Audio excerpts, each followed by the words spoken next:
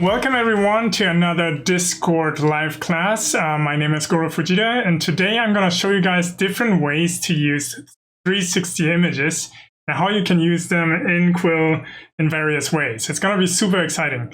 So I'm going to start with Photoshop today, a little bit different than usual.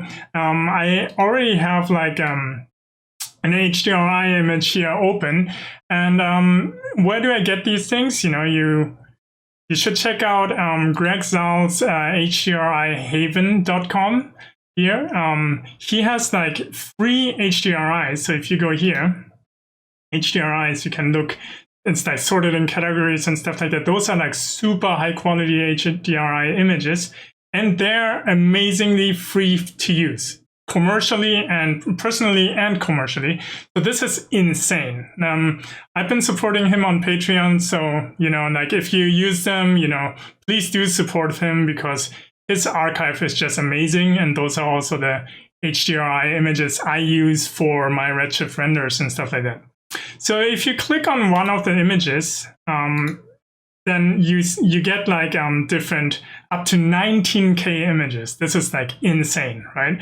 So I usually go like with 2K or 4K to process, but I'm not gonna bring them directly into Quill. I'm gonna adjust them in Photoshop. But just know that you have like this amazing archive, and they also have Texture Haven where basically you can get textures as well. So this is really cool.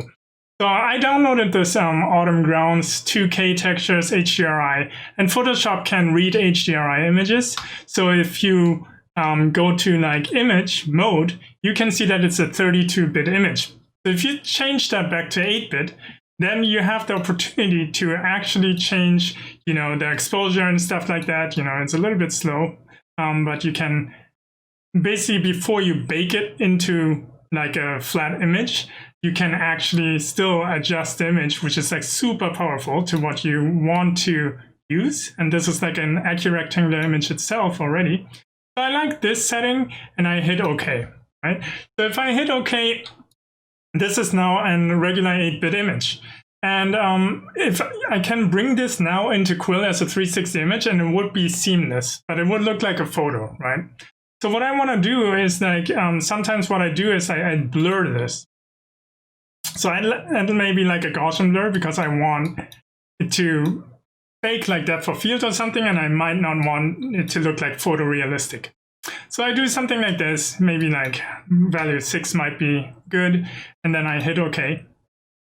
The problem is now because you messed up the edges, because now you will see a seam. So I'm going to show you guys now how to make it seamless. So you can go to the Photoshop filters, Other, and to the offset filter. If you offset it, you can choose by how many pixels you want to offset it. Let's say by 500 pixels, right?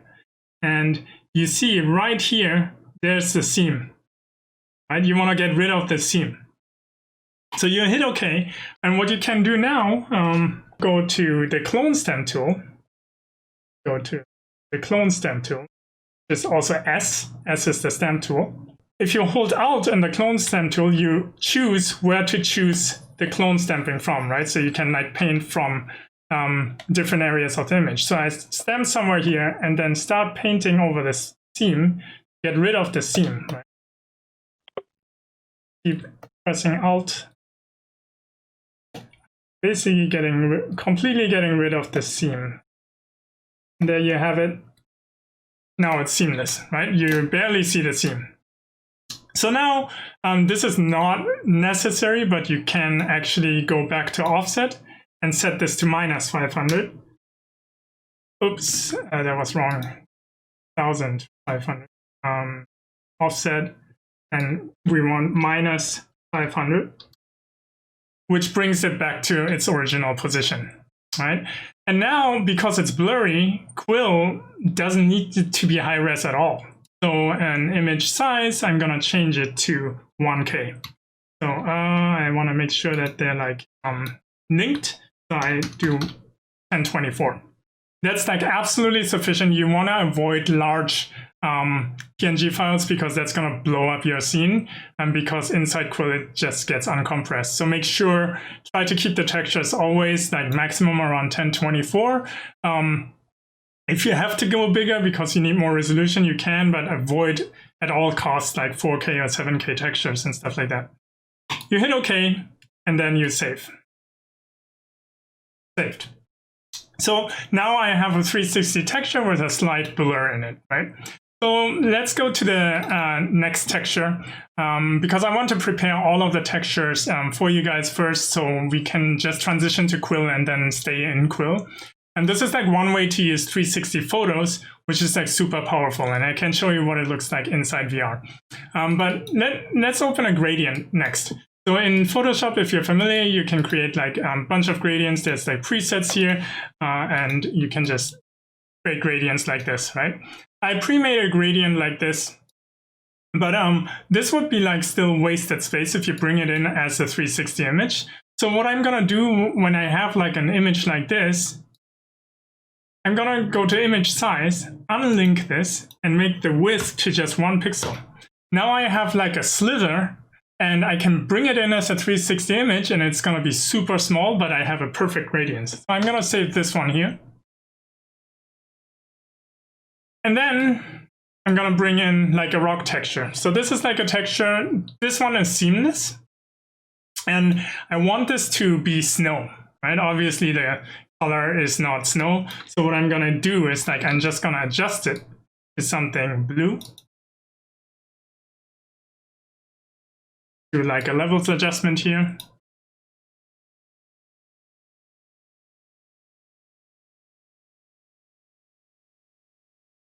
And then I want, so this is really cool. Like if I bring this into Quill, you see it's gonna look like this texture, right? But I want this to be a moving ground. So for moving ground, I could actually create motion blur. So I go to blur, go to motion blur, and the direction, so I don't worry too much about this not being a 360 image, but one thing to watch is don't make it vertical, because then the direction of the blur will go towards the poles. If you make it horizontal, they are parallel to the poles. So that way, if I want, I think it's now a little bit hard to understand, but once I get into Quill, you will know what I mean. So I will make it horizontal and make the blur quite strong here. And then I save this as well. So this is good enough. So let's jump into Quill.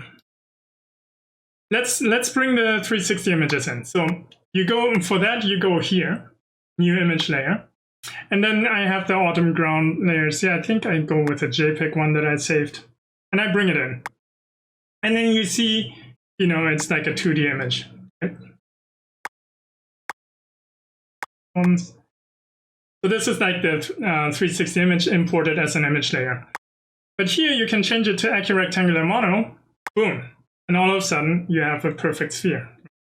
And to make it like aligned with the grid, what you can do is to go here to reset transform, and then you can make it bigger by turn off translate and rotate and then scale it.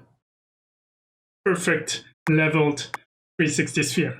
So now you see that there's no seam, because you can see it a little bit over here because I did a bad job in stamping it, but you can see that most of it is like super smooth. So now you can use this as a background, right? So for example, I have unit 7 here, my little robot, and if I turn this off, it looks really cool. So if I go to like the camera and choose, it looks like depth of field, right?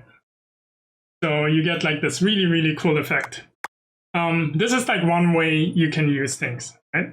Then let me hide this.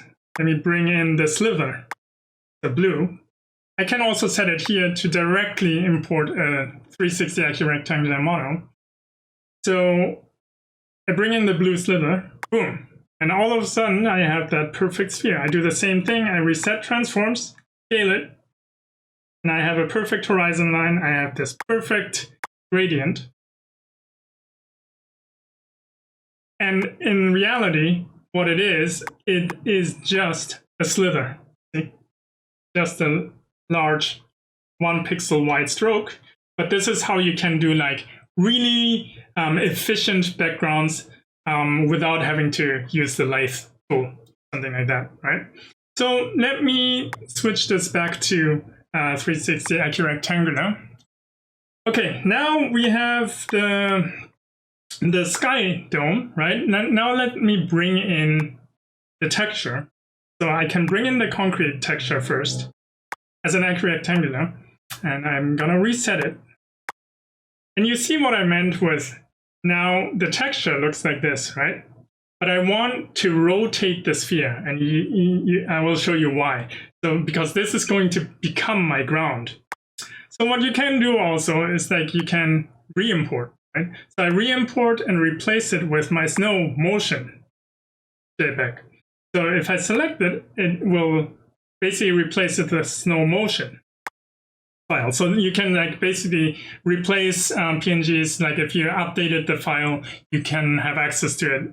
You can basically update it by using the re-import feature. So now you have the snow thing, and this is what I meant. When you use a vertical motion blur, the lines would go this way. But because I used a horizontal motion blur, the lines go this way, which I want because I don't want the poles to, I don't want it to converge to the poles. So what I can do now is like I rotate it with snap rotate for the grid. So now it's like perfectly aligned, right?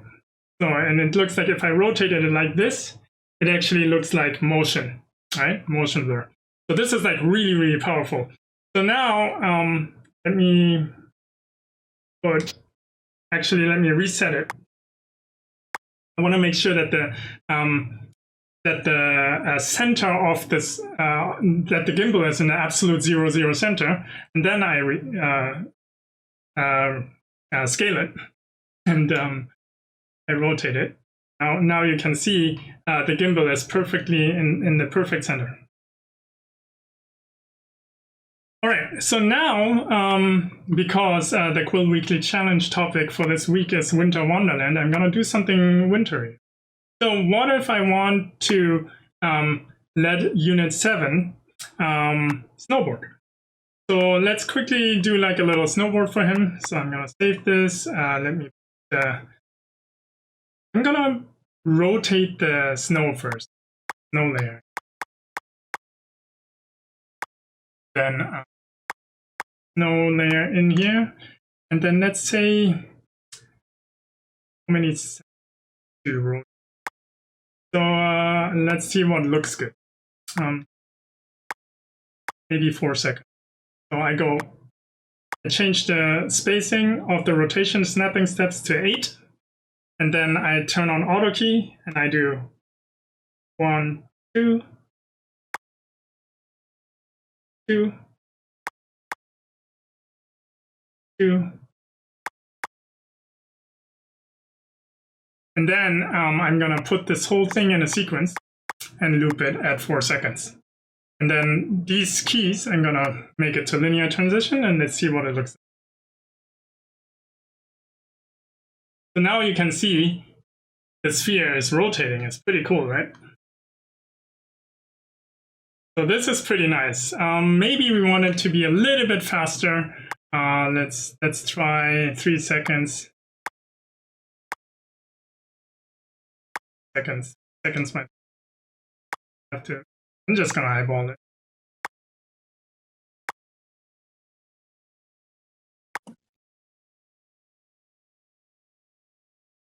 I can change it later, but it looks like it's like rotating really nicely. Stopping it. Just like. Oh, the looping point. Of course. So I'm just gonna update the loop point, and now you can see that it's rotating smoothly.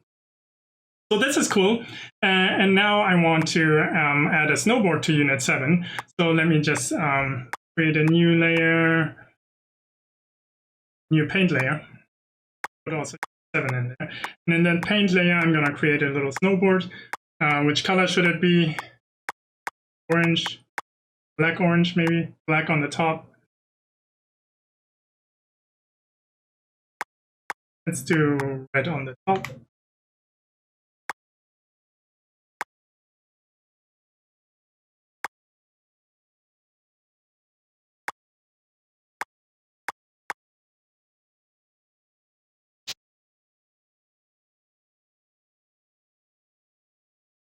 Snowboard, gradients in there. Any questions so far?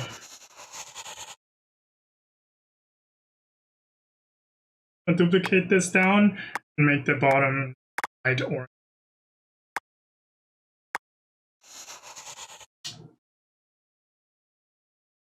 Fighting. Looks pretty good. Good enough.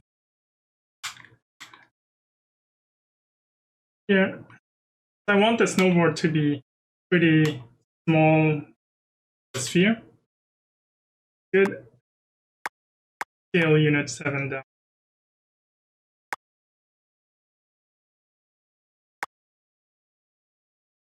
Gonna be a regular stance. Regular stance. And then he's already rigged, so I can basically turn on the group transforms and constrain the group and lock the snow layers.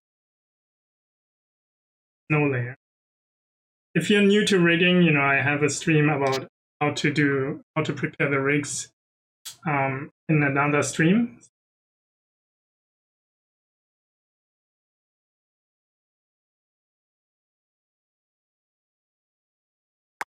Bring down the board. So board.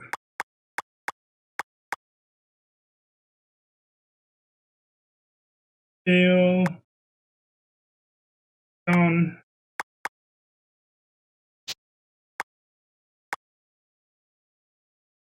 This one.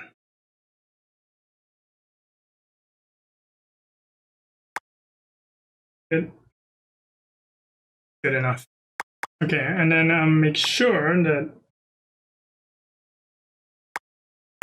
unit 7.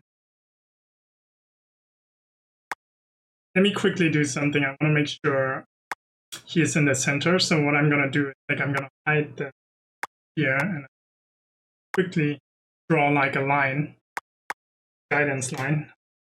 The center is just going to straight line because I want to be in the dead center. I think I moved unit 7 accidentally already, so I want to make sure that he's in the dead center. So I'm going to move unit 7 and snowboard.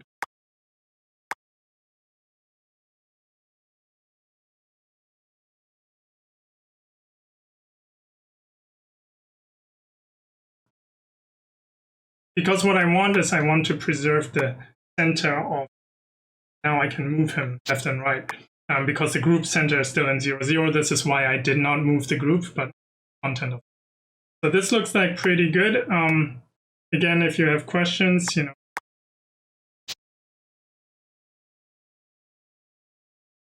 and fine adjustment.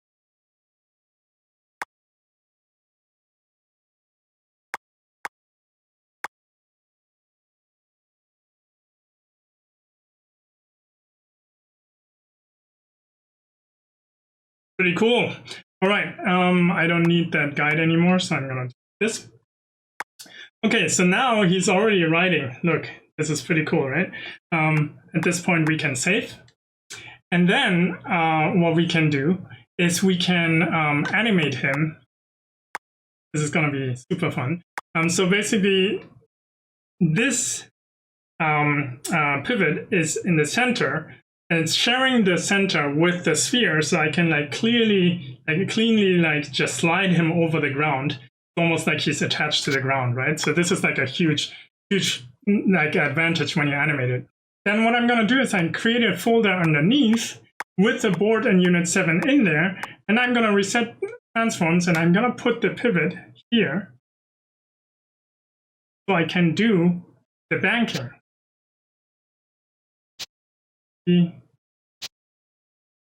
Right here is good. And then, so this is the banking. And then on top of that, I will create another group which is the carving or turning. Let's call it turning. So the turning, I will put this in here, and I can eyeball it. Not that important, and I turn him there. Okay.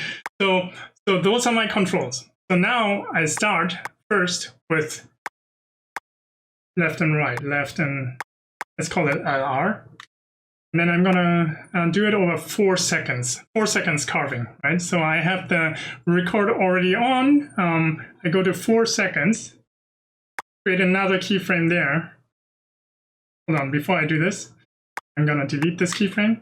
I'm gonna choose how far he goes. And then I'm gonna create a keyframe at 4. So the first keyframe matches the last. And in the center, go back like this. And then I'm going to select all and set it to spline. And then I'm going to put the whole robot into a sequence and loop it at this point at 4 seconds. Boom. Right. Now he's going left and right. This is pretty cool. So if you're standing behind him, I looped the wrong layers. Not the keyframe layer. I have to group above. Now you can see carving. This is pretty cool, and it looks like he's riding, right? And all it is, it's just a sphere rotating. So this is pretty cool. We're 20 minutes in. Let me see if he goes too far to the left. I might actually adjust this rotation here a little bit. This not as far. I think I like it. Can really do the banking. Okay, that's good. Okay, now what I'm gonna do is I'm gonna do the banking, right? So I can basically keyframe it. So whenever he's like here, he's banking like. Then I'm gonna create another keyframe because it's gonna loop. And then in the center, he's gonna bank like this. Now, of course, this is like linear transition now. I'm going to all and make line transition. Now you can see already carving. And now we need to add like this little turn. So what I'm going to do is like here, he's like turning a little, just like this. And then here, he's like around the center, he's like switching over, and then he's turning this way. Then here in the middle, turn like this again. And now I didn't set the keyframe. Don't worry about it. You can just copy, paste, put it all the way to the end. And now it should be a loop. Again, this is stepped curves. So I'm going to set it all and set it to spline. And let's see what it looks like. Ooh, he's like grooving. This is like pretty cool already. But then he's pretty static. Right? So we want to animate him as well. So what can we do there? So this is also like super cool. Something I tested earlier and it worked really well. I don't know why I have like tons of groups here. Let me see. Let me turn the group selection on so I can select the head, right? So in this head, I will create a new layer. But you know what? I use the same head layer and I just added like a little handle. Boom. Now I have this handle. What do I do with this handle? Because when we ride snowboards, our head is like a stabilizer, right? It doesn't move. So I'm gonna lock the background layer. This is the snow layer, so I don't accidentally touch it. And I lock the sky layer as well, and the autumn ground background, the one that I had before, doesn't fit anymore. So I'm gonna just. Okay, so this is also paint layer. So now what I can do is I can move the head, right? Using this handle. And what's really cool is I turn on the recording now. Let me linear transition. And it's only like 4 seconds, right? 1, 2, 3, 4. So what I can do now, I can just grab and hold this thing to stabilize the head. So it looks like it's stabilizing and he's balancing it. So I'm gonna move it to where I want, like this. Then I'm gonna hit play, just hold it. And then now his head is staying straight. This wasn't like perfect, so I'm gonna do it again.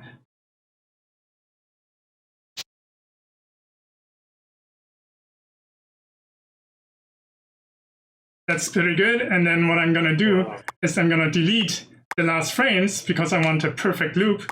I'm gonna select the first one, copy, paste to the last position, and now it will be a perfect loop. Right, at this point I don't need this guy anymore, so I can just select and delete, and now he's like feeling it, and you can already see what it does. It looks really good. And we can do the same thing with the arms, right? So he leads with the arms. So what I'm going to do is like going into the right arm, and then I'm going to add like a little, let's add a little circle this time. Oops. Like a little circle, because I want to grab it and move it like this. Right? And it doesn't really matter like if you do it like, if you draw like a one line of a handle or a circle, but for me, this just visually works better, and I can feel the motion better. So what I'm gonna do is like I hit play, and then he's gonna lead where he's going, right? Like if you're snowboarding, you usually lead with the hand where you're going. So I'm gonna go lead, and then lead back. Oops, that's too aggressive, so lead, back. See how this looks. Pretty good, good enough for this demo, right? So what I'm gonna do is like I'm just gonna delete these guys, maybe more at the end, and then I transition to the first frame. Copy this frame, paste it at the end, create a perfect. So now I can also get rid of this guy, and now the arm is moving. Actually, it doesn't look that good, so we do this.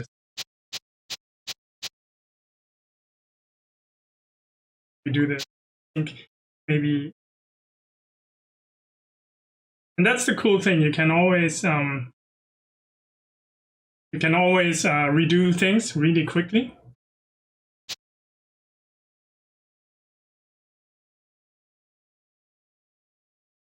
And what this looks like.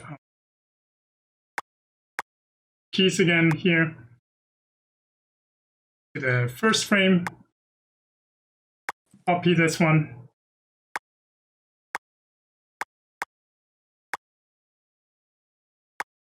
Now I got it. I think it's like just enough movement. Yeah, that looks good. Good enough. Okay, so I do the same thing with maybe the back arm, rear arm here. So I'm gonna just grab the arm once, and then I'm gonna go into that layer, into that arm layer, and just add like a little handle. And then I'm just going to animate the arm.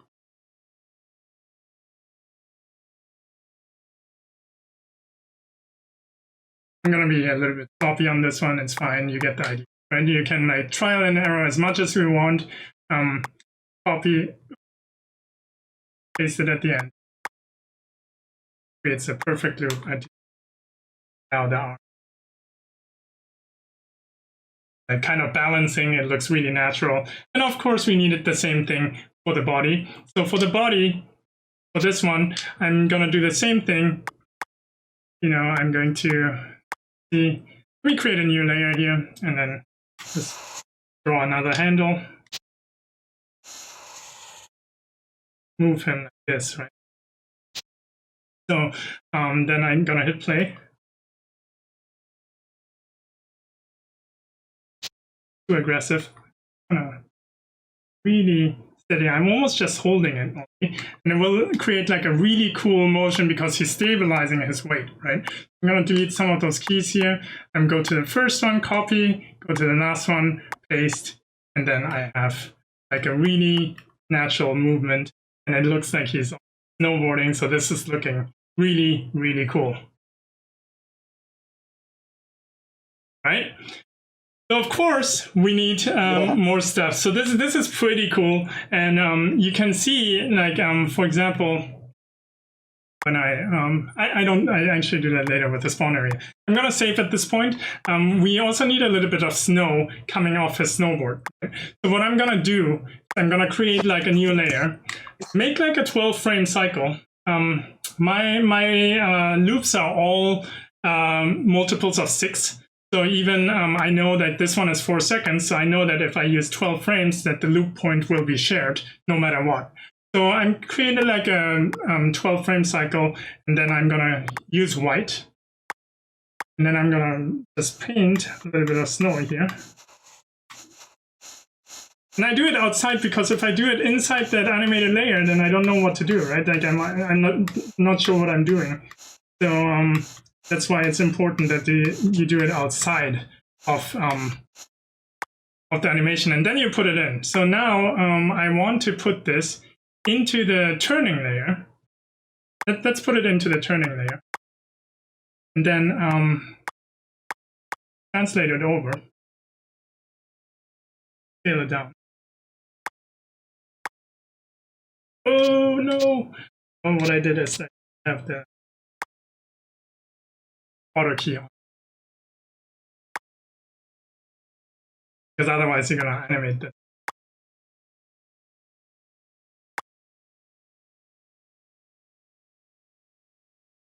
So this is looking pretty good.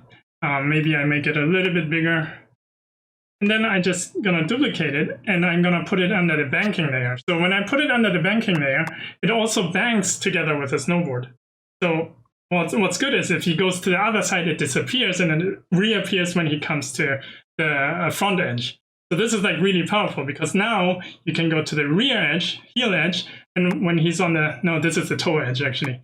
If he goes to the toe edge, then I can duplicate this, let it carve like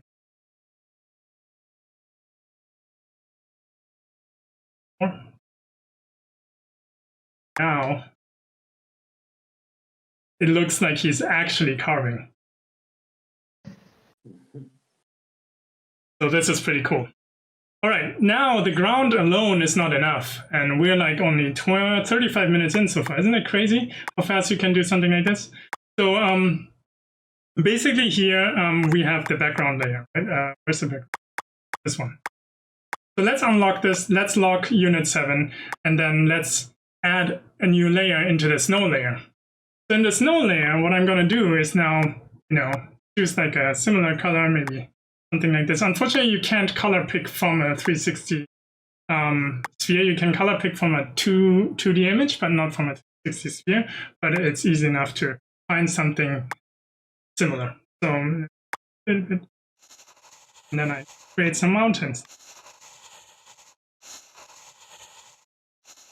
Circles.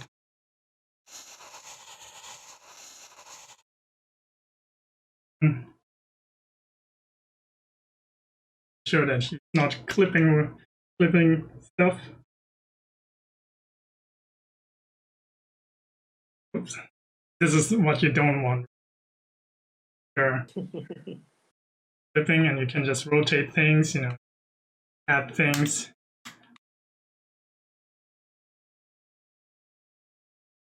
Make it a little bit more a real slope. Little bits and pieces. Carving. Pretty good. I think all this stuff can be better. Game. Okay, this is good. This is perfect. Okay, let me move some more stuff over here so we have some, maybe I get it over a little bit more stuff in his vicinity, like this. This looks, now when you're close, you see all those details popping up. Really nice. Okay, this is good. And then let's colorize it a little bit.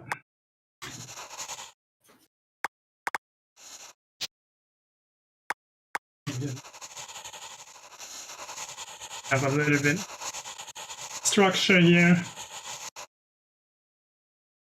And then maybe we need some mountains, some rocks.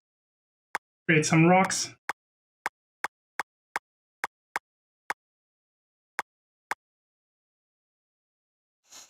And I use the line tool.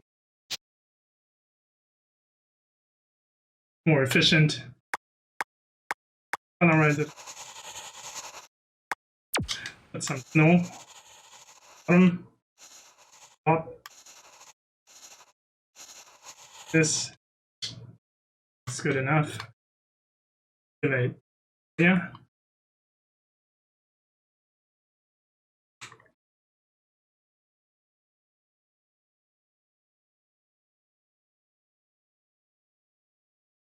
Here. And you know, like you can add and change stuff.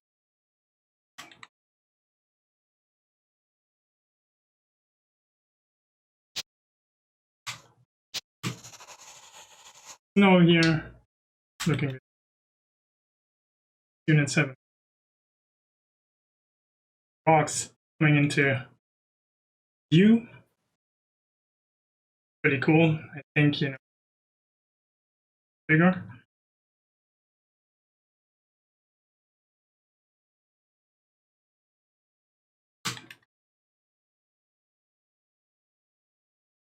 Good. This looks weird, so I'm down a little. Like accumulating on the bottom of the rock. Yes. This is cool. Okay, and maybe we have some little rocks.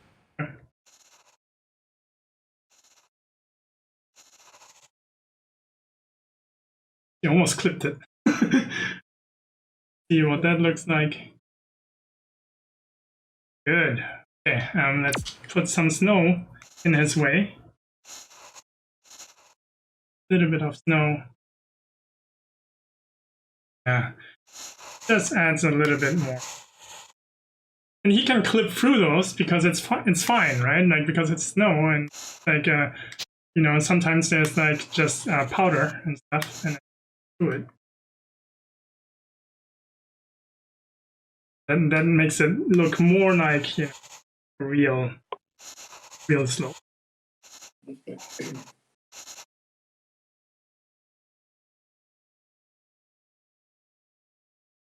Get like those really cool spots. That mountain.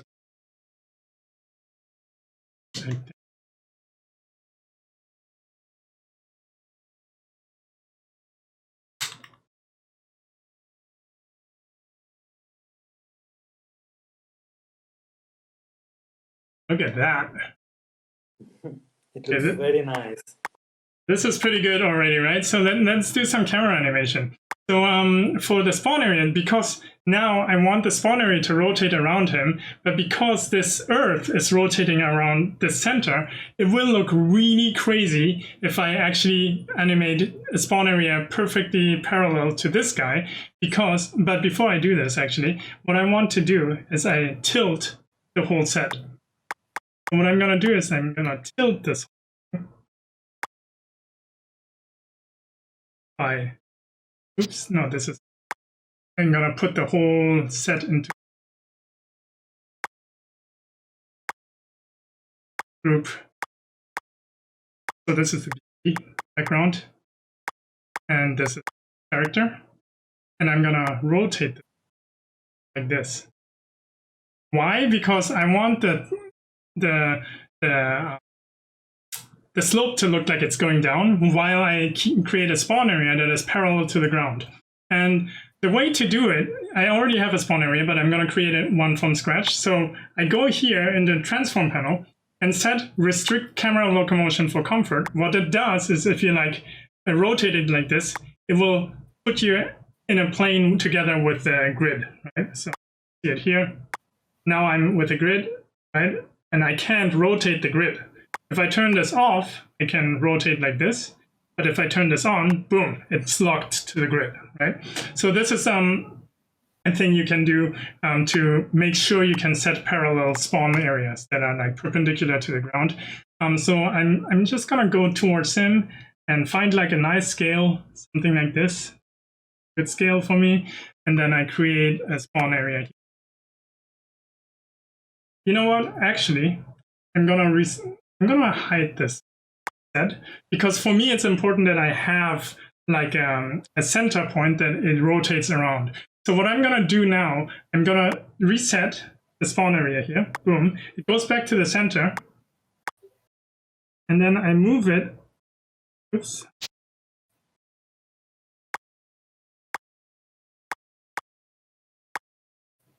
What I wanted to do is, hold on, I wanted to scale it from this. Yeah, exactly. So it's like perfectly facing towards this point. And I'm gonna put like a marker in here, put this into a group, and I'm gonna put a subject marker. This is the subject I want to point at. And then the spawn area will rotate around it. So what I'm gonna do, create a new group, and then I'm going to rotate around the spawn area. So turn on record, and maybe we go 20 seconds. Every 5 seconds, I'm gonna create 2, 2, 2, 2. So now I have a 20-second loop, perfectly to 20 seconds, and then I'm gonna loop the sequence. So now you will see that the spawn area is rotating. Put this linear, and then you can see spawn area around the subject. Right? And the reason why I put the subject line is because now I can position it wherever I want and know exactly where the center is, where it's rotating around. I can actually see it also through this gimbal, but sometimes the gimbal is off and then know exactly where to put that thing. Right? So let me turn off the recording function, bring this up a little and turn on the background, and then I can just position it easily where he is. And I make sure I don't rotate it. Do something like, maybe it's a little higher. And then what I'm gonna do is I turn this to the initial spawn area. I hit this preview spawn area during playback, and then I will fly around this guy. And you can see it's like a super dynamic camera because there's 2 rotation axes. One is rotating the sphere, and one is rotating around the subject. So at this point I can hide this guy, but I can see, and now the sphere is a little bit angled, so it looks like he's going downhill, right? So this is like really, really cool. And now you can, of course, animate easily, like the spawn area. Like for example, you can add another folder into the spawn area. Oops, another group. And you can say it goes up and down. So here, see here, spawn area really low. Oops. Set a keyframe first, then go really low. Now, you can see sometimes I'm like really close to unit 7. Then sometimes I go higher up. And it really looks like a crazy video game. And then one thing you notice maybe that the background is rotating as well right now. And I can show you what happens when I bring in, let me bring in again the bottom ground JPEG. And then make this 360 accurate rectangular, and then I'm going to reset transforms, and then I'm going to scale it, make it a background. And now, when I play it back, you can see that the background is also moving, which you want, right? This is like really, really cool, because then it really gives you immersion. But if it's like a very simple sky, you actually don't want the background to, you want it to stay static because it's like a clean gradient, right? So, because sometimes, if you look at the blue, I don't know if you can see it, but you can kind of see that there's like a banding effect that is rotating. what you can do is for the sky, for the blue sky here, you can lock it to viewer. If it's locked to viewer, what it does, it just stays static. So just to explain what it does, let me show it with the autumn ground. When I turn lock to viewer on, you will see that the background doesn't move. It is basically attached to your head. And to make it even more clear, let me scale the autumn ground down. Now the autumn ground is scaled down, and let me scale it down. And then if I go, it's attached to my head basically, right? So you can see this? It's attached to my head. So that means locked to viewer. So I can basically, imagine I have a globe around my head right now, and then I can clip through the scene. Does it make sense? I guess so. Okay, so Yeah. So I can turn this off, turn it on here for the big sphere. And for the big sphere, it's nice because then the sky stays exactly where it is. So we're like only 50 minutes in, and you see like I have already a pretty crazy animation here. And maybe, you know, it is a clear day, but we want maybe some spray animation of snow and stuff like that. You could do that with particles and stuff like that. So we can add that, right? So let's do that little quick, and it doesn't take long. So I'm going to create a new layer, and I'm going to put it into a folder right away. And in that new layer, I'm going to create, this is a snowflake, snow particle. And then I'm going to make this one small, make it pretty small. And then I'm going to puppeteer it. So I'm going to do something like this. And I can do that with an anim brush too, but in this case, I want to try to do it with puppeteer animation to create those spray particles. So what I'm going to do is like animate it like this. So hit record. Flies away like this. Perfect. And then I'm going to make the transparent at the beginning, go a few frames forward, make it fully opaque. Make sure that it is transparent again, and a few frames before. Now you have perfect particle. Okay, so now what I'm going to do is I'm going to loop the group, make it to a sequence and loop it at 1 second, and then I'm going to bake. Boom. So now I don't need this layer anymore, and now I have a baked particle here. Okay, so now I'm going to create a new group and then duplicate the heck out of it. I'm going to turn on all onion skins so I can get this, hit it, then retime them, trim them from the back. This is the technique that I showed before in one of those streams. And then I'm just going to merge it all down. And then I have like these types of particles. So now I'm going to, let me show you. Let me hide the background so you can see it better.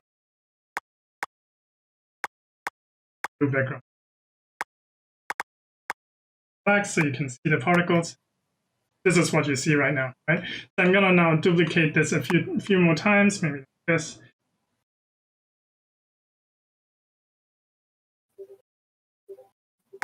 Same thing again, I offset them by trimming them from the back.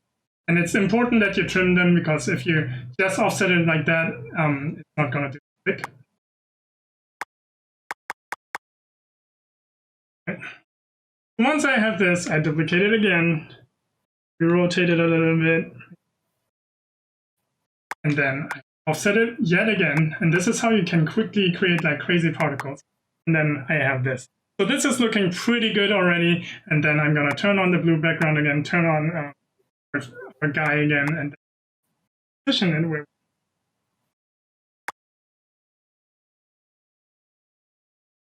And then we could even attach this to unit 7.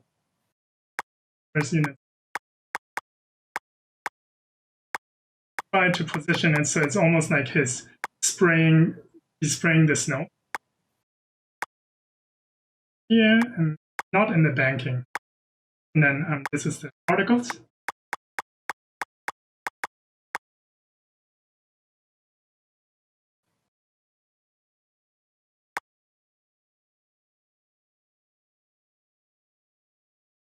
Make it smaller.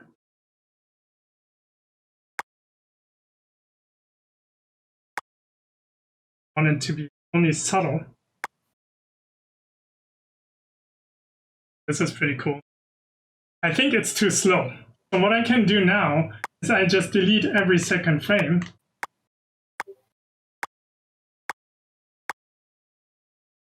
This. And it's much faster. So now this looks pretty good. Look at that. Spray. And then I could, of course, animate it and delay it, you know, so it looks like it's delaying and stuff like that, but I won't do that for now. But I think that's about it, how you can use like 360 images as actual assets in your file. And then you can get like really compelling results like this. Let me turn on the rotation so you can see how he's like carving. You know, I could bring in sound right now. And oh, I forgot like an important thing. We still have a few minutes. It's unbelievable. We're not even at an hour, right? And it's crazy how much you can get done in this time. I just find it mind-blowing. Like I just can't wrap my head around how fast creation in VR is. And that's me saying that after being in VR for years and years. I just can't, like, how is that possible, right? And that's coming from like a traditional 3D background. This is truly insane to me that, you know, you can do something this fast if you bring the knowledge to be like, super fast. This is like Santa hat. I think she's backlit. I'm gonna backlight it a bit. Also, what you did there, Goro.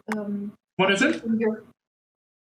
What you did there. Yeah. Updating your rig controls, like on the go while you're animating, just to suit whatever it is that you're doing. That's amazing. Oh, the handles. Yeah, I love the handles. Yeah. It's also like you get more precision for that, right? So it's really, really powerful to something like that. I'm gonna do a 12 frame loop, maybe a 24 frame loop. Oh, I had to animate the head. Use the nudge tool for now first. Here we go. And then I use the grab tool for the bigger movements.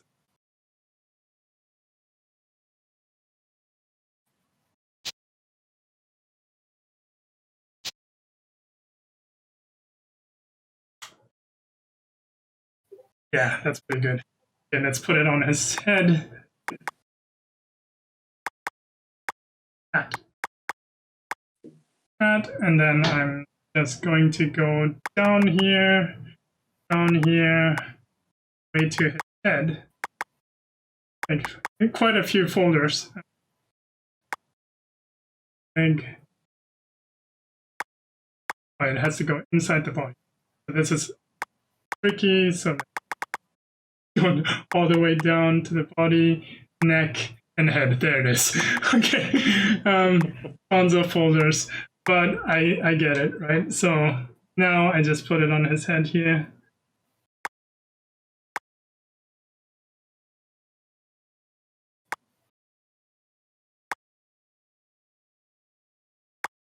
And then I think it's too dark, so I'm just gonna select in all frames and then color dodge them just a tad.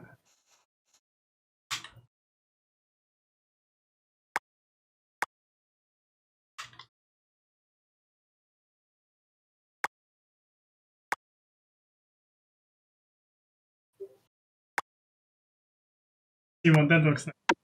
Huh. There we go. Isn't that awesome? Nice. But yeah, I think it looks kind of weird.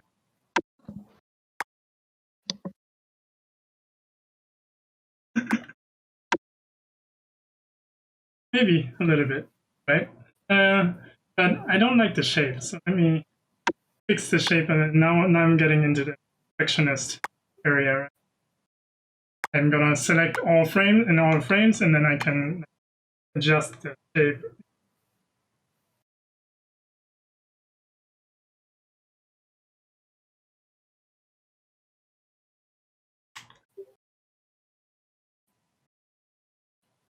Yes. I think it needs some ambient occlusion on his head. Contact shadow. But I think this is actually looking really good. So let me do the contact shadow. So this layer, so I'm going to multiply.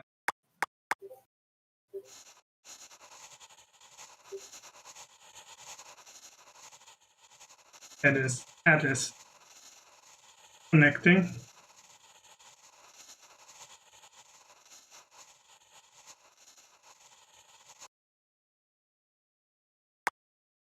Add down a little frames again.